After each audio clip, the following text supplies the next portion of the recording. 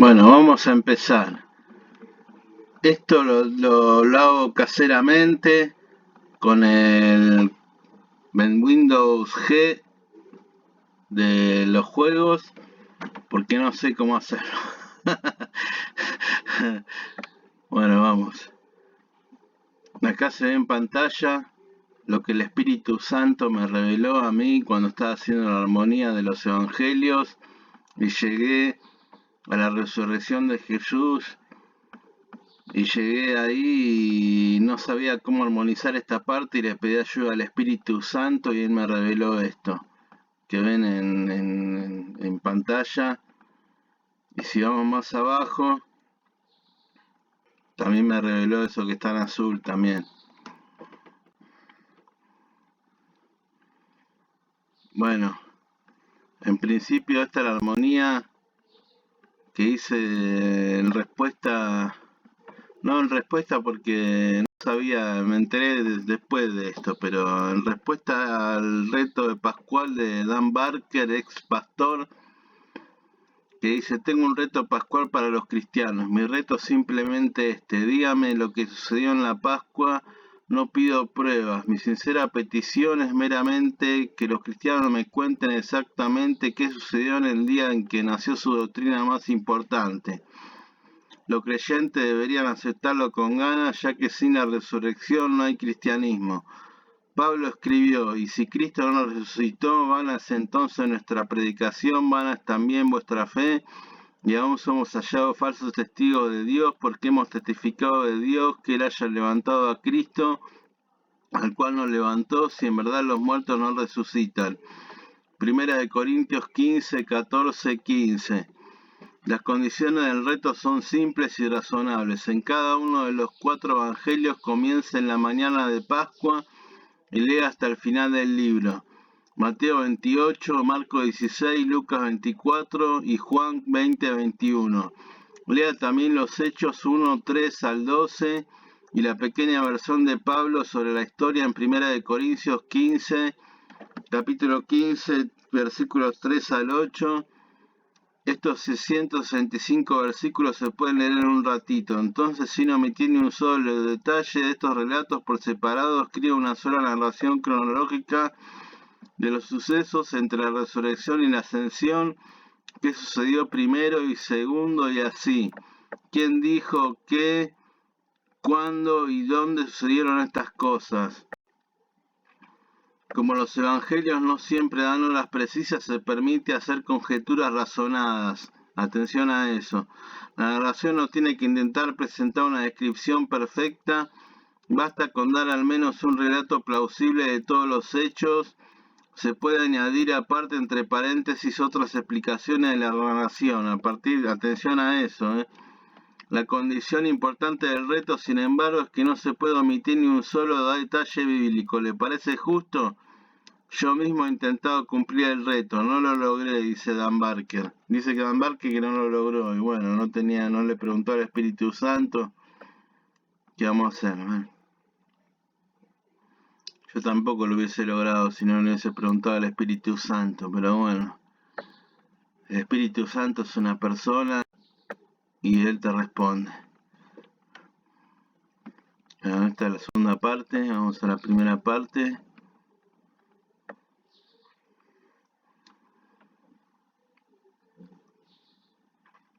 Acá puse en Mateo las dos, esto es lo que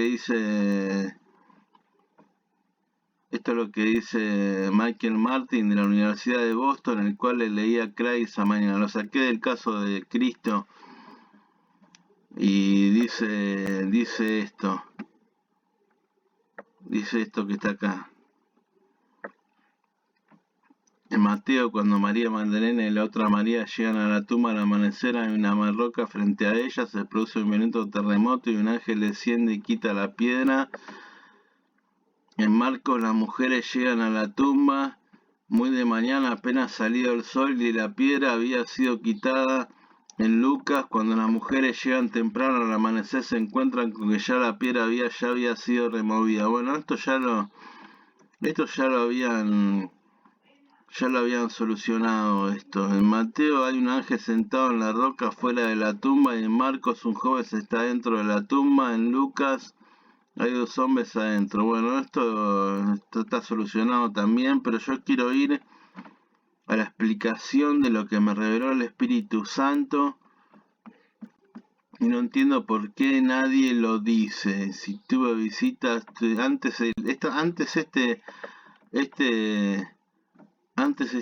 esta web que yo tengo se llamaba Tu Aliento en Mí, y tuvo un montón de visitas, pero lo borré porque para mí me parecieron bajas las visitas, y lo volví a subir, y le puse Estudiando la Resurrección de Jesús .blogspot.com. Bueno, vamos a ir a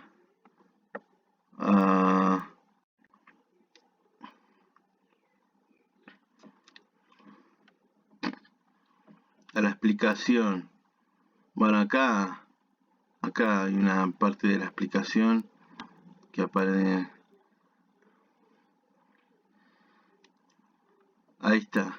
Esto es lo que me reveló. E id pronto y decid, atención acá, a sus discípulos que él ha resucitado entre los muertos, dicen los ángeles. Y aquí, él va delante de vosotros a Galilea, allí le veréis, he aquí os lo he dicho. Mateo 28:7. Pero id, decid a sus discípulos y a Pedro, él va delante de vosotros a Galilea, allí le veréis tal como os dijo. Marcos 16:7. Acá lo importante, la diferencia entre Marcos y Mateo acá es que Mateo añade, él ha resucitado entre los muertos, y Marcos lo hace deliberadamente, pone, él va delante de vosotros a Galilea, allí le veréis tal como os dijo. No pone, él ha resucitado entre los muertos. Y vamos a ver por qué. Y acá puse, ¿por qué lo marco en azul lo de Galilea? Porque es lo que las mujeres no le dijeron a los discípulos, sino que solo le contaron la parte de los ángeles, que Jesús, según los ángeles, había resucitado de los muertos. Y acá viene la cosa. Y acá Mateo pone, y ellas alejándose, la Biblia de las Américas pone alejándose, pero en realidad, analizando el texto, es saliendo del sepulcro. Por eso el ángel está dentro del sepulcro cuando habla con las mujeres. Y saliendo a toda prisa del sepulcro con temor y gran gozo, corrieron a dar las noticias a sus discípulos. Mateo 28:8. Y regresando al sepulcro, anunciaron todas estas cosas a los 11 y a todos los demás, dice Lucas. Eran María Magdalena y Juana y María, la madre de Jacobo. También las demás mujeres con ellas referían estas cosas a los apóstoles. Y a ellos estas palabras les parecieron como disparates y no las creyeron. ¿Qué palabras? Bueno, yo la marqué en rojo. Era resucitado entre los muertos, y según la versión de Lucas, que es un poquito más extensa, que habla de la resurrección y nada más, no incluye lo de Galilea, por eso lo puse entre el rojo. Y a ellos estas palabras les parecieron como disparates y no las creyeron. ¿Qué palabras les parecieron como disparates? Que Jesús, según los ángeles, había resucitado de entre los muertos. Ese es el disparate. Por eso las mujeres, cuando los discípulos las callaron, diciendo lo que estaban locas, ellas no dijeron nada a nadie porque tenían miedo. ¿Qué no dijeron nada a nadie? Él va delante de vosotros a Galilea, allí le veréis tal como os dijo. No dijeron lo de Galilea, se lo callaron. Eso es lo que me reveló el Espíritu Santo. Pero ¿qué pasa con lo que dice Mateo en la segunda aparición? ¿Por qué la segunda aparición? Yo lo puse en una página atea de internet, le puse al ateo, no quise seguir respondiendo porque te tarda mucho en responder y no me jode eso. Le puse al ateo que la prueba de que la segunda aparición es porque Marcos termina en 16:8. Acá termina Marcos. Según casi todos los eruditos, la mayoría de los eruditos dicen eso. Y... ¿qué estaba diciendo? Ay, me olvidé.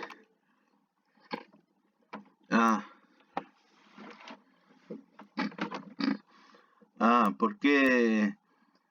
¿Por qué? ¿Por qué? ¿Por qué? Según el de Marco 16:9-20, que es el agregado del siglo II, dice, lo estoy haciendo en vivo, acá no va a haber ninguna edición ni nada. Marco 16:9-20, cita de Juan en la primera aparición que está en Juan, la cita 16:9-11, la cita Marcos, el agregado de Marcos, el siglo II. Esto hasta los ateos lo dicen, como agnósticos, como Antonio Piñero,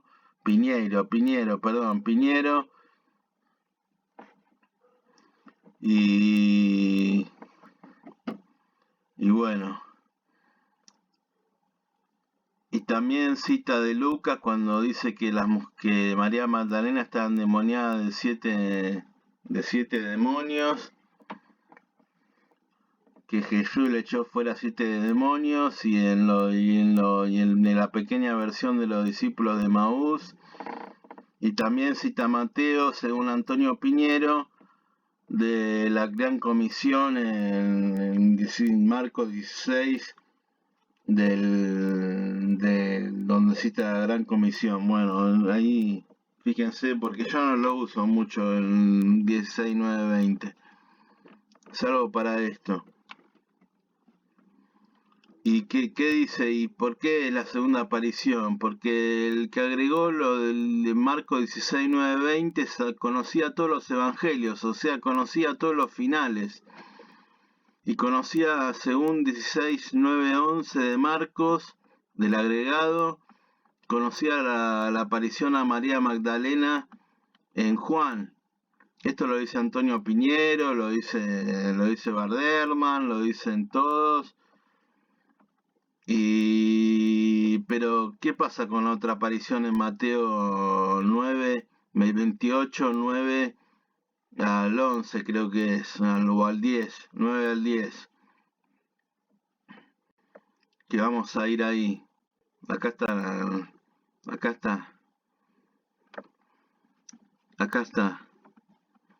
Yo le puse, como dice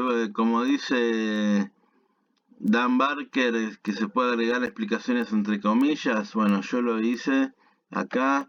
Entonces María Magdalena y la otra María se van a Betania. Quizá esto de Betania lo dice, vamos a poner traductora en español, lo dice John Wenham.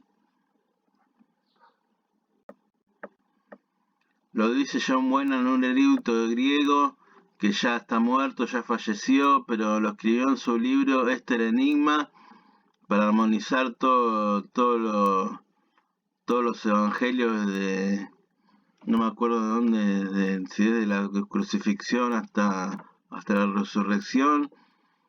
Y él puso acá, por ejemplo, según Mateo 28, 8, 10, algunas mujeres partieron hacia presumiblemente Betania para contar las buenas nuevas a los 9 discípulos allí. Él no lo pone como que... Hay que decir que la Reina Valera añade, mientras iban a dar las nuevas a los discípulos. Eso no está en la Biblia. El texto Receptus lo agregó el texto Receptus, eso. Por eso hay que quitarlo de eso. Y por eso John Wenham puede decir esto, que las mujeres iban a Betania después de la aparición de Jesús a María Magdalena en Juan, y después de que los discípulos Pedro y Juan fueran a la tumba.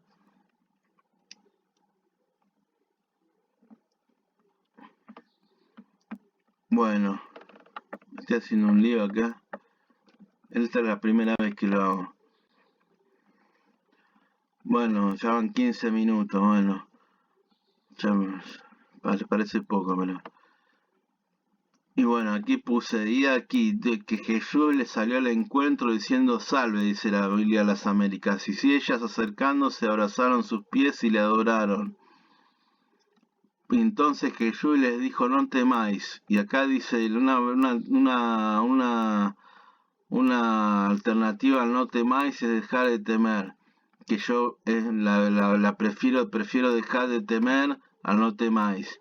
¿Por qué? Porque Jesús le decía a las mujeres que dejen de temer y avisad a mis hermanos que vayan a Galilea y allí me verán. Aquí Jesús le tenía que salir al encuentro a las mujeres, a María Magdalena y a la otra María. Por eso Mateo se centra en esas dos mujeres. No es que estaban solas esas dos mujeres, no dice que estaban solas. Se centra en esas dos mujeres porque era ellas dos que le salió al encuentro después de que Pedro y Juan vayan al sepulcro y después de que María Magdalena tenga la aparición de Jesús. Y hay que notar que en la primera aparición a María Magdalena no se da cuenta que es Jesús, acá se da cuenta enseguida. Y aquí que Jesús le salió al encuentro diciendo salve, y ellas acercándose abrazaron sus pies y le adoraron.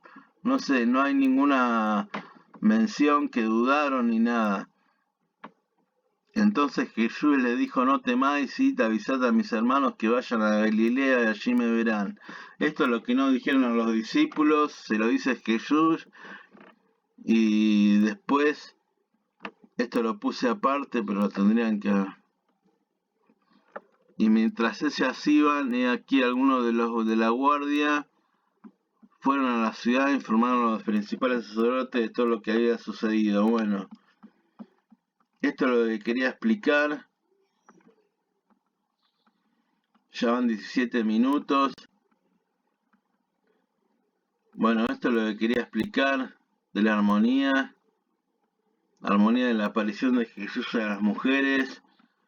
Bueno, espero que haya quedado claro y bueno, me despido.